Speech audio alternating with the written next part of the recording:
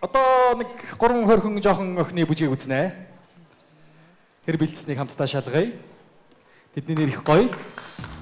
Ингээд энэ хөө тайцнаа би тэмцээний дараагийн оролцогч Star Girls хамтлагийг өрье.